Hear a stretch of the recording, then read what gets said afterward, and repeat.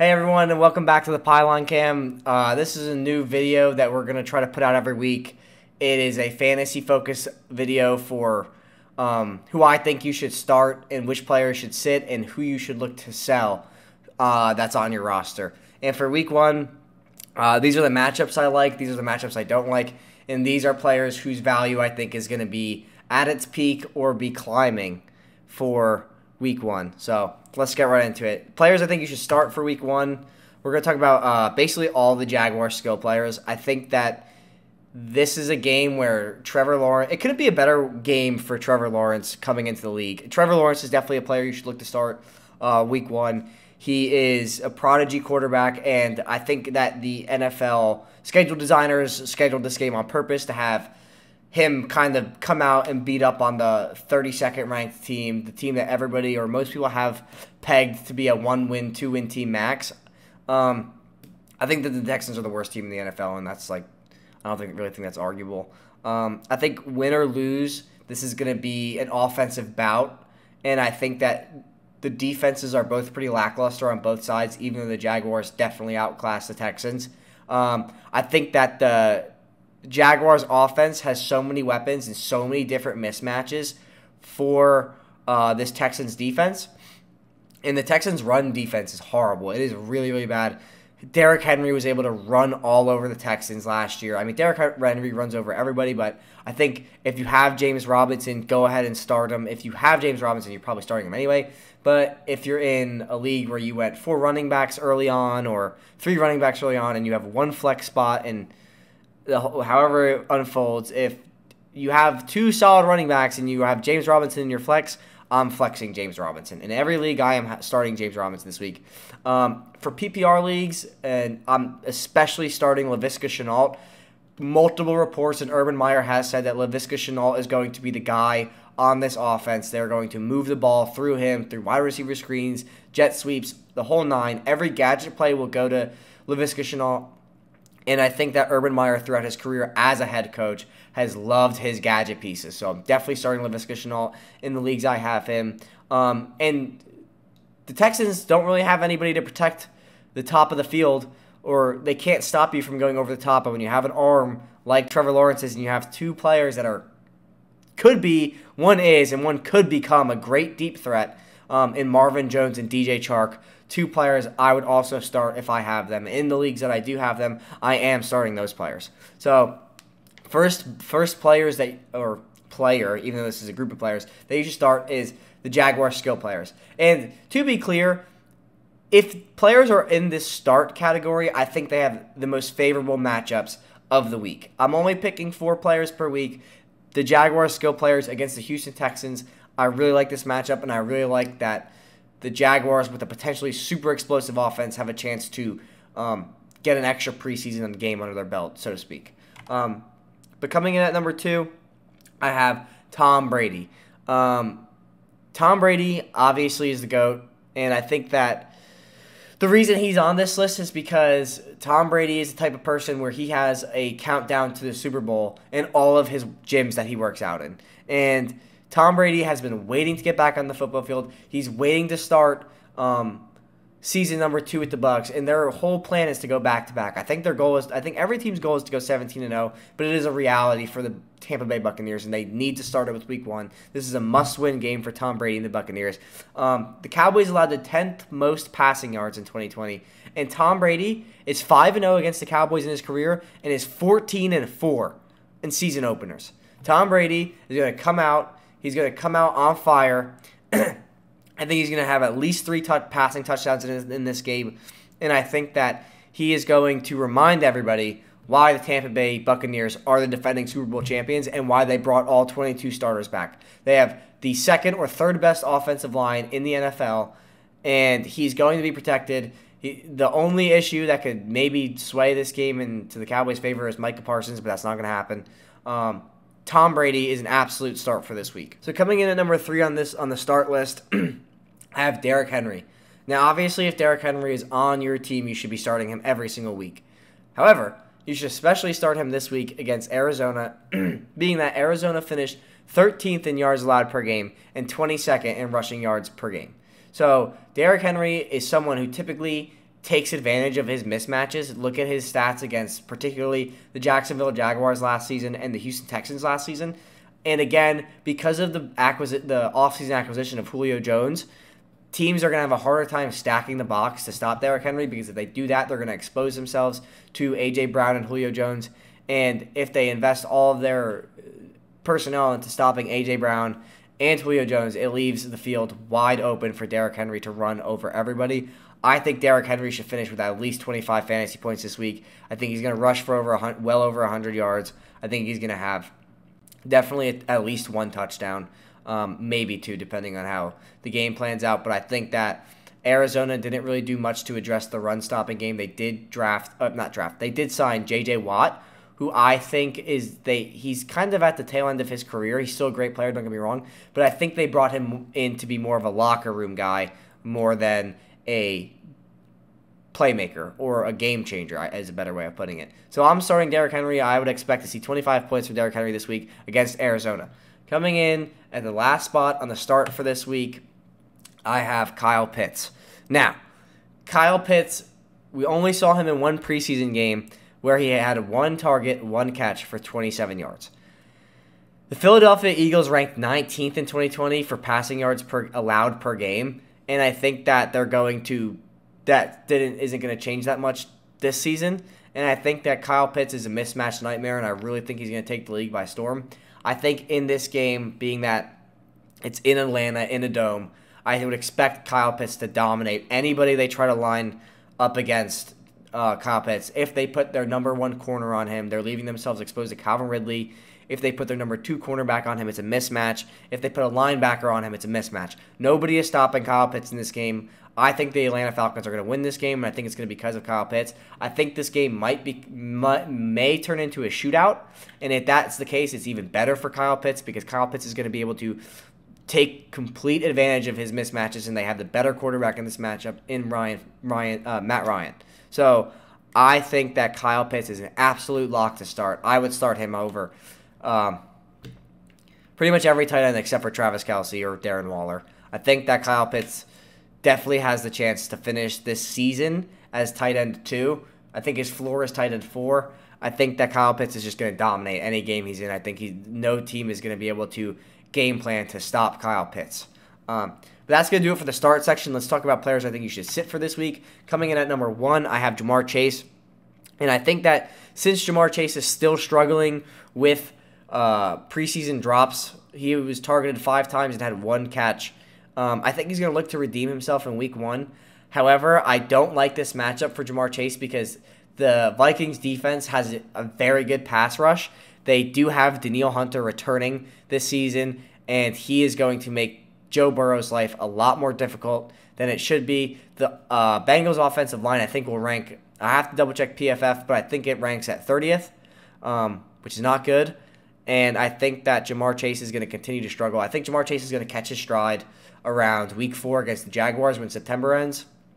I just don't like this matchup for Chase. I think he's going to see less than 4 targets.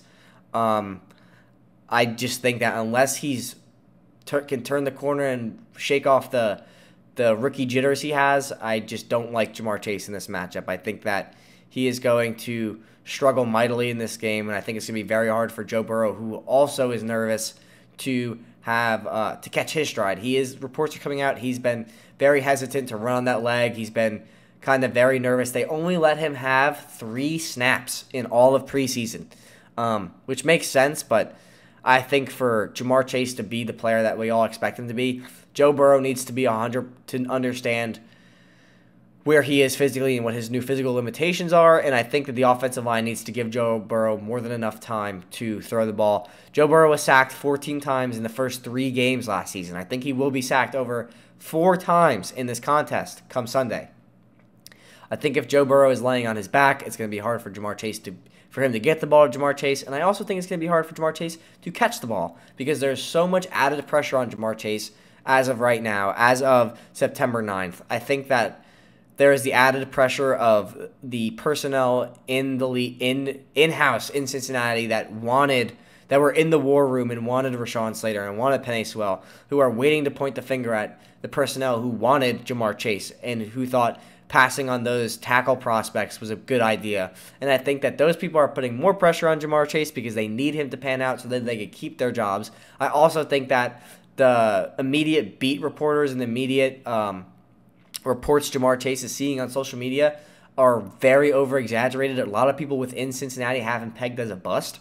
I don't believe that, and I think Ja'Marr Chase will be a good player. I just think week 1 he needs more time to catch his stride. Coming in at number 2 on this list, I have Kenny Golladay. I think Kenny Golladay is going to be one of the biggest league winners in 2021, but for week 1, being that he's coming off of a hamstring injury, he hasn't had any reps with Daniel Jones in the past 3 weeks, and how bad that the Giants' offensive line looked in the preseason game, in the last preseason game against the New England Patriots. That offensive line looked abysmal.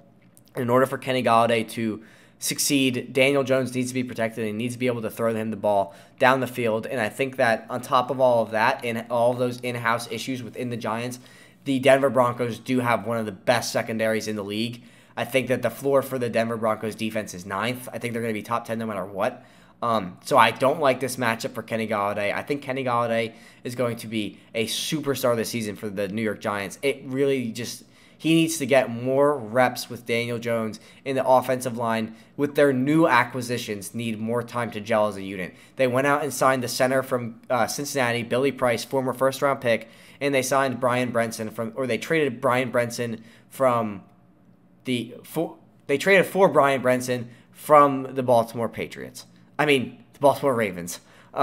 So I just think that week 1, I'm not in favor of Kenny Golladay this week. I think the big fantasy star for the New York Giants will be Saquon Barkley week 1. He will be every week, but I think they're going to lean on him a lot, particularly week 1. And I think Kadarius Toney is going to be a huge factor in this game for the Giants. And I think Kenny Golladay, though he's a very efficient wide receiver, I think he's going to need he's not going to see the targets he needs to outperform someone on your bench, maybe like Jerry Jeudy or Brandon Ayuk or someone like that.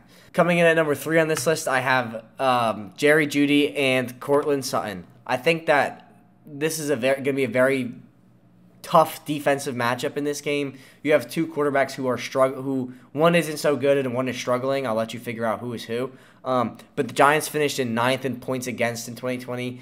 And they plugged a ton of holes on their defense. Their biggest hole in 2020 was cornerback 2 and pass rush.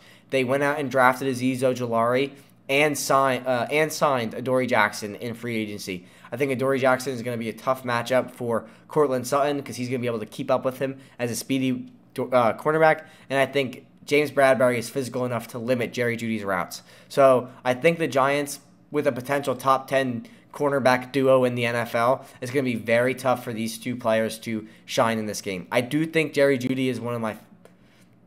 I wouldn't call him a sleeper, but I think he's going to be a big breakout candidate for the sophomore wide receivers in the 2021 season. I think that with Jerry Jeudy having 60% of his targets deemed uncatchable by next-gen stats, with someone like Teddy Bridgewater, he's going to have way more catchable throws and way more... and more targets on plays because Teddy Bridgewater is a one-read quarterback. So if the play is designed for Jerry Jeudy, Teddy Bridgewater will either tuck it and run or throw it to Jerry Jeudy. Teddy Bridgewater is not someone who seems to go through his progressions. So for those reasons, I would sit Jerry Jeudy and Courtland Sutton this season. This game in week 1. I think that this is going to be a very tough defensive matchup, and whoever can have the more explosive plays on offense will win this game. I think Patrick Graham is one of the best defensive coordinators for the New York Giants in the NFL, and I think he's going to have a great game plan for this Denver offense. So coming in at number 4, we have Marquez Callaway. I like Marquez Callaway a lot as a player. I think he's going to be a good wide receiver 1 for the New Orleans Saints. However, I think that, one, he's not really proven anything yet because he's only played as the wide receiver 1 in a few preseason games where he looked very good and showed a lot of promise, but they are playing the Green Bay Packers. And I think that the Packers have a great secondary. Even though they can't stop the run, I think the Saints are going to move the ball way more through Alvin Kamara than anybody else. And I think that having to go against Jair Alexander is going to be a very tough matchup for Marquez Callaway, and I just don't think that it's going to be a good matchup for Callaway this week. I would like to see Callaway play a few games before I go ahead and start him, especially in smaller leagues. I think Callaway will be a good wide receiver 1, but I think this is, for week 1, it's going to be a very tough matchup against this Green Bay Packers secondary. So for those reasons, I am sitting Marquez Callaway for week 1. Now, coming in the next section, or going to the next section, we have sell. And what I mean by sell is I think these are players who have very high stock now, and it will decline throughout the season. So coming in at number 1, the number 1 sell for week 1 and possibly 2021 is DeAndre Swift, running back for the Detroit Lions.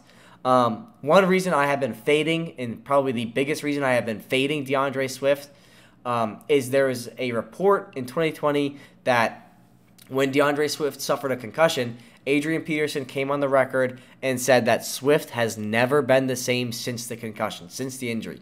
With that, I had enough room for doubt to think, okay, maybe I don't want to draft Swift in leagues. And in the leagues I ended up drafting Swift anyway, he has been hampered by a groin injury, which is not good. I think he has the concussion scare in the way that the NFL handles concussion protocol. They don't play around with it. He already is dealing with a groin injury. And the Detroit Lions, even though Swift is cleared and ready for week 1, the Detroit Lions have the ammunition in their backfield to be a running back by committee. They have Jermar Jefferson and they have Jamal Williams. Jamal Williams was a fantastic backup to Aaron Jones in Green Bay, and Jermar Jefferson looked like a great rookie in preseason. Another thing, this is breaking news as of today, September 9th. DeAndre Swift is a suspect is a potential suspect in a murder in Philadelphia. Still, the details of that are still unfolding as this video is being recorded.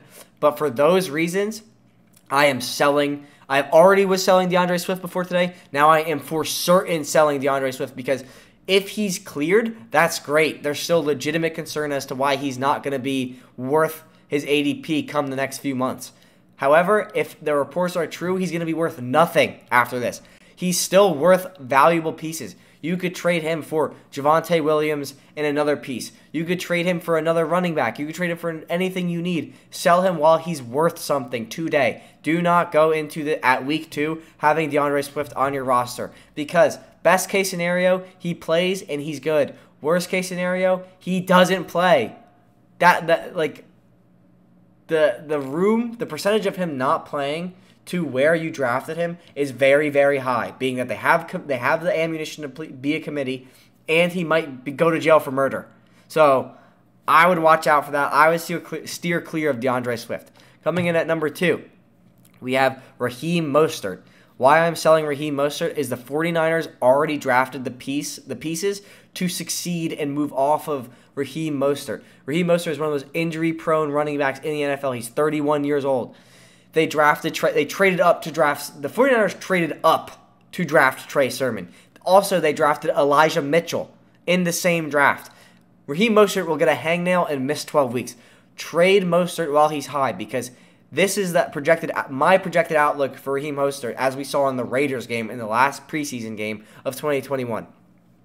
The 49ers are going to run Raheem Mostert until he breaks. They're going to run him until he gets hurt. He will be hurt more often or sooner in the season than later in the season. His stock will only go up for so long until he gets hurt, and then it'll be the Trey Sermon show. I would trade Raheem Mostert for whatever you could get for him. I think that, obviously don't make a bad trade, but once he gets hurt, he's done. He's not going to come back into the lineup when he's off injury. They're going to commit to Trey Sermon. They're going to commit to Elijah Mitchell. Sell Raheem Mostert. If you draft the Raheem Mostert, sell him while he's worth something. Coming in at number 3, I have Aaron Jones. This might be a surprise to you, but being that Aaron Jones is a first-round pick, the reason why I am low on Aaron Jones is kind of twofold. Threefold. One, I think he's very red zone. His efficiency is very red zone dependent. He needs to be scoring touchdowns to be efficient in the NFL. And he does that. So I'm not saying he doesn't do it, but he does need to score touchdowns. Aaron Jones, number 2, Aaron Jones has not seen over 20-plus carries per game more than 3 times since 2017. That is 4 years ago. In his 4-year span, he has had over 20 touches 3 times. Third reason, They just signed Aaron Jones. The Green Bay Packers just signed Aaron Jones to a monster 3-year extension. They are going to want to preserve him for as long as they can, being that Aaron Rodgers is on the way out. Devontae Adams is on the way out. Aaron Jones will be the backbone of this offense, and they need him to stay healthy. They need him to stay away from injuries. The Packers, one, have a fantastic backup, maybe the best backup in the NFL, in A.J. Dillon. And two, they just drafted Kylan Hill, who looks to be a very good running back. He ran all over the preseason. I think that Aaron Jones' snap percentage inevitably will regress this season, and he needs to be scoring touchdowns in order to be worth his first round value. And the last player I have on the sell list is Corey Davis. This pick, to me, has never made sense. Why Corey Davis is getting hype does not make sense. Corey Davis, in his career, has never eclipsed 1,000 yards. He came closest to it last season at 984. He has never had over 1,000 yards when he was a wide receiver 1, and he never had over 1,000 yards as a wide receiver 2 with A.J. Brown taking cornerback 1 coverage away from him. Corey Davis couldn't score over 5 touchdowns in a season with either Ryan Tannehill or Marcus Mariota. Now he's going to the New York Jets, a dysfunctional franchise with a rookie quarterback, and he's expected to be the number 1 wide receiver in the best division, or the division with the best secondaries in the NFL. You have the Miami Dolphins, the New England Patriots, and the Buffalo Bills. So he has to play against Xavier Howard, Stephon Gilmore, and Tre'Davious White 6 times in a year. I do not like Corey Davis, and I'm waiting to sell him in any – I don't have him in any league, but in any league you have him, I would sell him after week 1 because I think he's going to have a pretty good week against the Panthers, but it's going to go downhill from there. The Jets have a very tough schedule this year. They have to play the NFC South, out of division, and they have to play the AFC East in the division. The AFC South has great defenses. The Tampa Bay Buccaneers, the Carolina Panthers, which is a good defense but it's young, New Orleans Saints, and the Atlanta Falcons don't have a good defense. But I think Davis's stock will plummet as the year goes on. I don't see Davis having over 700 receiving yards on the season. I think Elijah Moore, if you want a Jets receiver, if you are a Jets fan, get Elijah Moore. Elijah Moore will lead this team in targets and receiving yards. I don't know about touchdowns. I think Corey Davis might be a better red zone target than Elijah Moore, just given that Corey Davis is bigger. But I think that Elijah Moore will be the best Jets receiver over Corey Davis, and Corey Davis is being drafted way higher than Elijah Moore. But that's going to be it for this video. Thank you for watching. We're going to do a video like this every single week. I think that if you like what you heard, like, comment, subscribe, and if you didn't like what you heard, tell me what I could do different, comment what I could do different, and still subscribe. But that's going to do it for today. That's going to do it for the week 1 start, sit, sell, and we will see you in the next video. Peace.